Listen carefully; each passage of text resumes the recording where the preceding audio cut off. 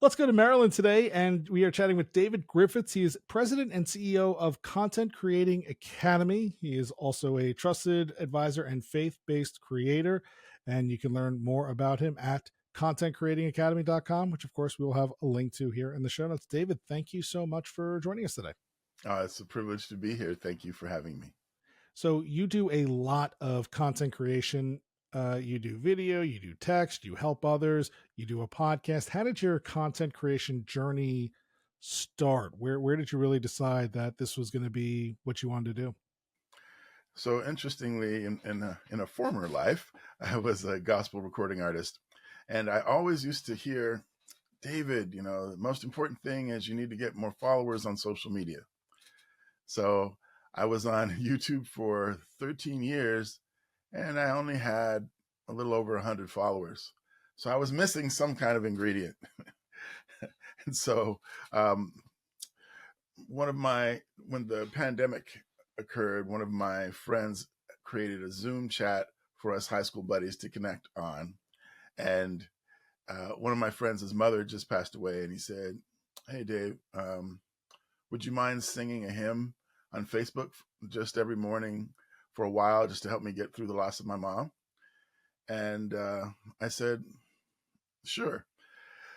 At the time, I had really not, I'd been a little bit discouraged with different circumstances in life, and I hadn't really been sharing my music or my presence as much as before. But this invitation was my opportunity to stop feeling sorry for myself and start focusing in on how I could be a blessing to someone else. And in so doing, I realized that if I kept doing that, my friend Kevin would hear me, but not anyone who hadn't met me before, because in order for other people to discover me on Facebook, I'd have to pay money to advertise to be discovered. And that's when I discovered that TikTok was a platform where I could have organic growth and people could discover me even if they've never met me. And so it was in this process that I actually began a journey to where now I have over 1.5 million followers between my different platforms. Wow, that's really incredible. Do you think there was something particular in your strategy, or do you think the emergence of TikTok itself and maybe being one of the early adopters to it really helped you out there? Um, it's definitely strategy. So those 13 years when I wasn't growing on YouTube, I never got a coach. I never invested in someone who'd already done what I want to do, who could then help me get further faster. So when I got on TikTok, I got a coach. And one of the things I learned from this coach was, let's say there's 8 different things that you would like to share. So you share them and you let your audience teach you what it is that they really want from you. So in my case, I I don't have the gift of dancing. So that wasn't one of the things that I tried, but I tried different trends. I would try, I would share inspirational thoughts. I would ask people questions. I would do community building activities.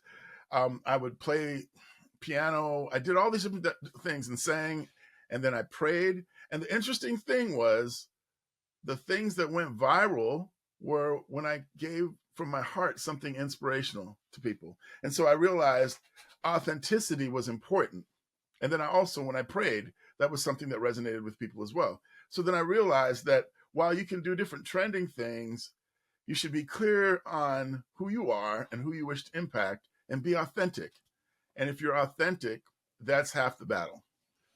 So was the TikTok and the social media something that you were doing first, and then the podcast came along, or did you have the podcast already and TikTok kind of helped you to grow it? What was like how did you add to your content creation stack, let's say?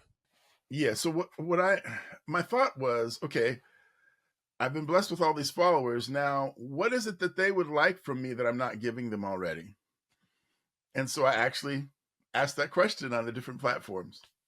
And I was strategic in the way that I grew. I grew on TikTok first, and then I went from there to Instagram so that I could see what worked or didn't work. And then I kept spreading to different platforms, because different platforms have different cultures. And so from asking people, I realized that people really wanted to learn from me how to change. There were a lot of people who really wanted to change different aspects of their life. And I am fascinated with personal development and change as well. And so I said, okay, this makes sense. So I entitled the podcast Change. And because I had a large number of followers, it was a little bit easier for me to get some guests who who had large followings, and it made sense to me. But I think it's just important, whether you're growing on social media or you're starting your podcast, to be very clear on what gives you joy, and then who it is that you want to make content to serve. Because you can get distracted in just doing things that get a lot of likes or things that are provocative, and then you end up doing something that eventually the algorithm understands, and you figure out how to work the algorithm, but then you might not like what it is that you have to create because you were just following likes and you didn't really have another strategy behind it. I think for so many people, that's a tough pill to swallow, because everybody wants their content to be popular. Everybody wants their content to get the likes, get engagement, rise up in the algorithm and become more popular than it is. And if you tell somebody what you enjoy doing isn't going to get you the same reaction as what this is that's been working, that might be difficult for people to take. How do you reconcile that for someone? I think, okay, two thoughts. I am a very passionate photographer, but I realized after doing it in different contexts that I specifically like doing portraits. I don't want to be a wedding photographer. I enjoy taking pictures of concerts that I go to just for me. But I realized the joy that I had is more so for me being able to create an image, a concept, and dive deep into it, and use different techniques, and really create a vision that I'm passionate about. And so that could be a hobby. If you want to make a full-time living, then there might be some other stuff that you might have to do, and that might not be as enjoyable for me. So that's just one analogy. Sometimes something is a great hobby and it doesn't become as great a business from the other stuff that you have to do to make enough to make a living. The other thing is, the Japanese have a concept that apparently it's not the way that we use it here in the West, isn't as authentic as the original. But have you heard of Ikigai before? I believe I have. Okay. So if you think of 4 circles that overlap, 1, 2, 3, 4, one of them is, what is it that you're passionate about? What is it that you're really good at? Then one is, what is it that people are willing to pay you for? Right? And then one is, what is it that the world needs that you would be interested in doing? So if you look at the bullseye of all those things, that would be your ikigai, your reason for being or for living. And so for me, I would recommend that someone try to find a bullseye, an overlap, because in reality, for example, I might like making avatars, of photo avatars for people, but that trend might have passed. But that's what I like. So I'm going to advertise, hey, I'm going to do, this digital avatar thing for you, and I only charge you $50 for it, but it's great. And everyone could be like, yeah, Dave, but people were doing that like a year and a half, 2 years ago. We're not interested. But I can market it really successfully. I can be consistent every day and let people know about it. I can be authentic. It's what I like to do. But in reality, I'll be very poor because you have to pay attention to what the market wants, because you're in business. And I guess that's the key thing. If we're talking about folks who are doing this not just for fun or not just as a passion, but right, if this is something that you are relying on for income, or you think is going to be a strong source of income, then you have to have a slightly different approach to it. So, based on your experience with social media, your ability to grow your following to where it is today, what would you say are some things that podcasters typically do well to create engagement for their content on social media? And maybe what are some things that a lot of them are doing wrong? So one of the best ways that I see people leading people to their podcast is when they find an exciting moment from their podcast and they post it, and then they tell people for the rest they can go to the actual platform, whether it's a video podcast they can watch on YouTube or if it's audio. That's very helpful. I think having a view towards a conversation, even making a talking head video that's a reel where you're asking a question that's related to the subject of your podcast. And then you could, let's say that you were talking, your episode is going to be about depression. So you could say, hey fam, I have a quick question for you. What's the thing that triggers depression for you most often? I'll go first. For me, it's when I have a visit from family and then they leave, and afterwards, I just feel really low. And it usually happens even, especially at the holiday seasons. How about you? Let me know in the comments. So you're starting an actual conversation about something that's relatable to people. You're sharing your authentic feelings. Then in that discussion, you can create some authentic engagement that then sets up for a great follow-up that leads people to your podcast. So I think sometimes we just stop at taking a snippet from the thing and sending people there. But in reality, we could do more on our social media to actually engage people in conversation. And then that heightened awareness is a good bed for you to follow up with and send people to your podcast. Yeah, I mean, that's so interesting. The lots of folks do like putting clips of their show out there and hoping that people see it and hear it and think, oh, this is interesting. Maybe I want to listen to more. And there's probably limited success with those. Right, when we're on social media, we tend to be on social media. But yeah, this idea that you are providing something, this idea that you are engaging with your audience specifically and building a relationship, uh, does tend to pay off more. It might not pay off right away. That one post might not get a lot of people to actually click over, but it'll maybe get you that follow. It'll maybe get you that comment, which then moves you up in the algorithm, right?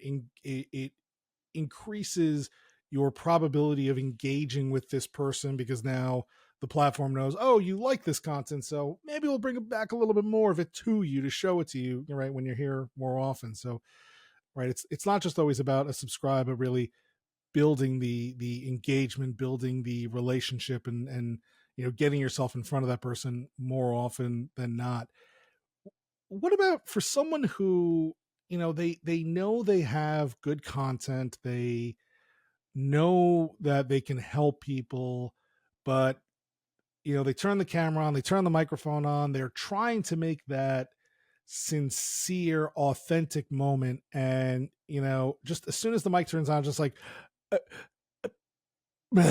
right, they got nothing. How do you learn to overcome that, or how do you learn to be able to talk to your audience, especially when, right, for the most, they're not there, you're really talking to your phone and then putting it out there on the world, and for some people that's not the easiest thing to do. I believe that you have to get your reps in. I believe that, well, for me, it's very fun. But some days I'm going like, what on earth is going on? Like, why am I making all these mistakes? Then other days I get in the zone and like I should record a bunch of things because I'm in the zone. Um, Usually I get in the zone when I feel something deeply, and then I can speak in that feeling. And often, I'm well rested. Maybe I've just taken a walk. I drank some green juice. I've I've gotten all the planets in alignment, as it were, and then I get that sweet spot, and then yeah, I can go. And what I found is you have to just put in the reps. So you have to be okay with sitting down and saying, all right, for the next hour, I'm just going to, even if I have 15 minutes of something to say, I'm just going to go through it. And I may do it 3 or 4 times until I start to feel fluent. It starts to feel like I'm talking to my best friend, right? So that's one thing that I encourage people to do is to put in the reps. Sometimes it can be helpful. Like I have some clients who I support where they have anxiety with creating content. And sometimes they come into my studio and then they talk to me, right? So they're talking to the camera, but I'm on the other side of it. And we just get them to a place where they have like a framework of what it really feels like to be talking to the person through the camera. Yeah. Yeah, that's I love that advice. It's something that we always told our podcast clients, which was not to look at this microphone and think about the audience, but to look at this microphone and think about, like you said, your best friend, right? That person who, when you talk to them, you sit up in your chair, you lean forward, your shoulders are relaxed, you're not thinking, you're just being and doing, and it tends to produce the best results for you. Which, if one person feels like you are engaging with them as if you've been their best friend their whole life, everybody listening will also experience that same feeling. So I think that's some great advice. We're chatting with David Griffiths, President and CEO of Content Creating Academy and the podcast Change. You can check out more at contentcreatingacademy.com. David, for everybody who comes on the show, we have a couple of questions we like to ask everybody. And so one thing I'd like to ask you about is, in the podcasting space specifically, is there anything you would like to see improved, whether it's from the creation side, distribution, marketing, right? Just, is there something when you're dealing with your podcast, you're like, man, I wish blah, blah, blah was there, or something else was easier to do?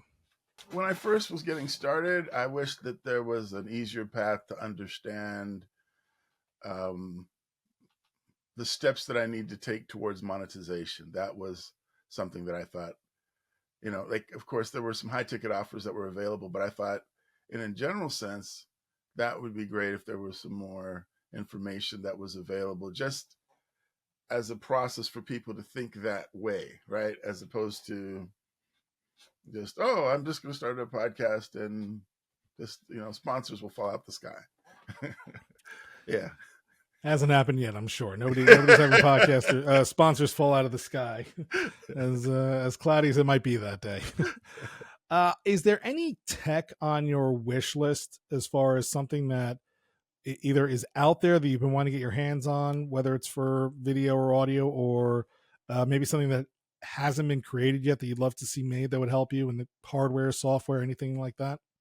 Not really. I'm trying to think of the name of that switcher.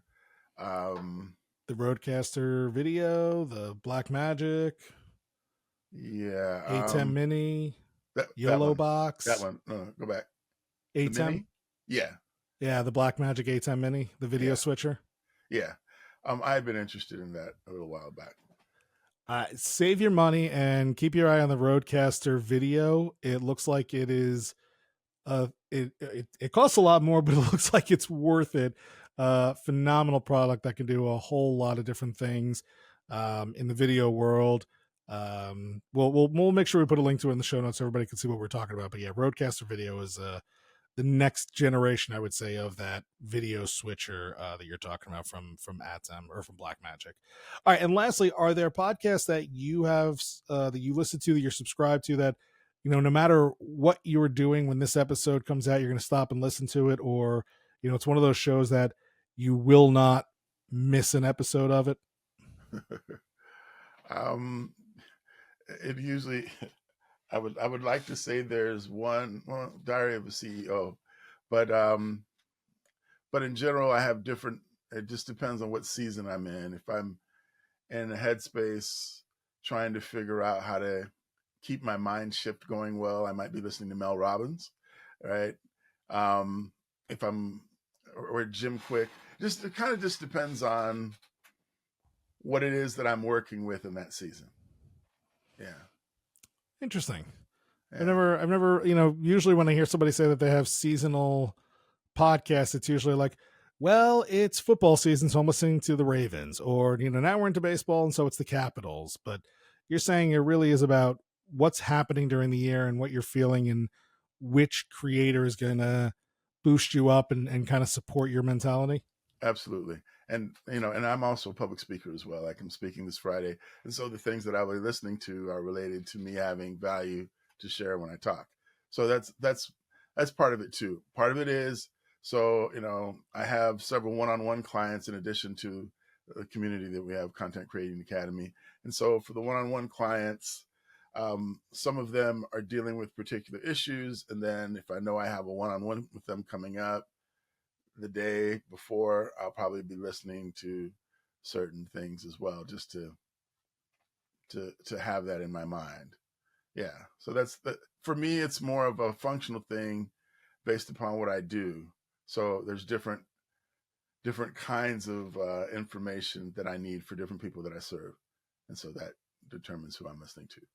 And I think what you're saying, by the way, is a great example and a reason why podcasters shouldn't just promote their content that came out that day, that week. Maybe you're doing an episode today that when you send it to your audience, they don't need it. But in 6 months from now, you repost that content and you might be hitting that person who wasn't ready to hear it then, but they're ready to hear it now. Or like you said, right? Like it's more topical to what I'm working on, what I'm doing, what I'm thinking about. And so a really strong argument for getting out there and making sure that you are constantly re-promoting and repurposing your content for your podcast and truly any of your content creation journey. So we've been chatting with David Griffiths, President and CEO of the Content Creating Academy, host of the podcast Change. We'll have links to all those here in the show notes. David, thank you so much for joining us today. It was my pleasure to be here. Thank you so much for having me.